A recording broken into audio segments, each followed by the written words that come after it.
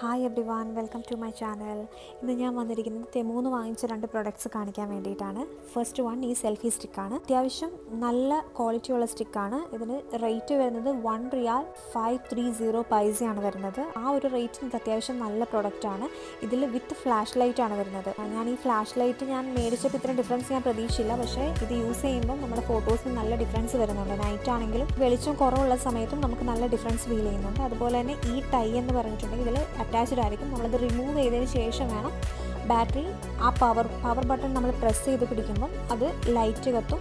അത് കഴിഞ്ഞിട്ട് നമുക്ക് ബ്ലൂടൂത്തുമായിട്ട് കണക്ട് ചെയ്യാം. നമ്മൾ ബ്ലൂടൂത്ത് ഓഫ് ആക്കിയാലും ഇത് നമുക്ക് വീണ്ടും ഈസിലി നമുക്ക് കണക്ട് ചെയ്യാൻ സാധിക്കുന്നുണ്ട്.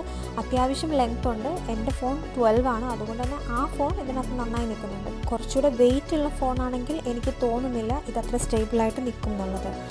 നെക്സ്റ്റ് പ്രൊഡക്റ്റ് വന്നിട്ട് നമ്മുടെ ചാർജിങ് പ്രൊട്ടക്ടറാണ്. ഇത് അത്യാവശ്യം നല്ല ക്വാളിറ്റി ഉണ്ട്.